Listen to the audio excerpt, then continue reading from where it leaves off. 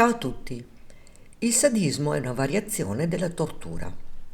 Il narcisista maligno è spesso sadico e prova immenso piacere nell'umiliare e nel disumanizzare gli altri.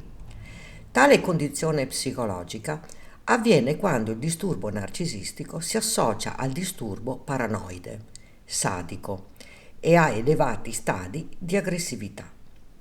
Il narciso maligno non ha senso morale né coscienza e in lui si collegano gli aspetti più complessi, ovvero due tratti della triade oscura, come il sadismo e il machiavellismo. Ma scopriamo quali sono i segnali dai quali si deve fare molta attenzione. Gode della sofferenza altrui. Ha un temperamento intollerante. Non chiederà mai scusa. Tende alla violenza. È incline ad attuare lo stalking. Ha gravi scatti di rabbia. Può arrivare a commettere un crimine. Ha comportamenti antisociali.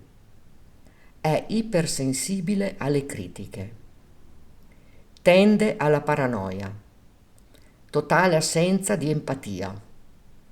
Assoluto rigetto della responsabilità. Bisogno illimitato di attenzione. Stato di alterazione mentale che consiste in un'errata interpretazione della realtà e di grandezza. Propenso all'invidia. Massimo egocentrismo. Metterà in atto qualsiasi strategia per allontanare la vittima dalla famiglia e dagli amici, così da isolarla. Alta abilità nell'indossare e cambiare maschera a seconda della circostanza.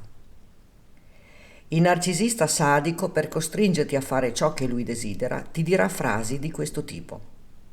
Se è vero che mi ami, allora dovresti accettare la tal cosa. Se desideri che la nostra relazione continui, lo dovrai fare. Sei troppo opprimente e gelosa. Tu sei pazza. Secondo me sei bipolare, fatti curare. L'insidioso accostamento tra narcisismo e sadismo va a creare rapporti altamente tossici e disfunzionali, lasciando nelle vittime profonde cicatrici emotive e fisiche. Ma qual è la causa scatenante di tutto ciò? Qui si ritorna sempre a parlare delle ferite subite durante l'infanzia e alla reiterazione della sofferenza. Il narcisista nel corso dell'infanzia ha subito gravi abusi psicologici, mai risolti, nonché vissuti alquanto traumatici, che non cesseranno mai di condizionare il suo modo di relazionarsi con le altre persone. Di conseguenza, il narciso da vittima diventa carnefice, infliggendo tutti i suoi dolori sugli altri senza provare un minimo di pietà. Tale meccanismo squilibrato va ad aumentare il sadismo, visto che il narcisista trova sollievo mettendo in atto la sua vendetta per far provare alla vittima la medesima sofferenza e angoscia che lui stesso ha testato quando era un bambino. Il suo vuoto interiore e il suo disagio emotivo innescano i disturbi esternalizzanti, che consistono nel riversare la propria rabbia e il proprio dolore verso l'esterno. Così facendo può percepire per un momento un certo conforto morale e fisico. In sintesi, questa mescolanza di sentimenti violenti, crudeli, sadici e distruttivi danno il via ad una condizione di eccitamento, sviluppando il complesso di Dio, dove tutto è concesso. Quindi tutto verrà legittimato, anche il delitto.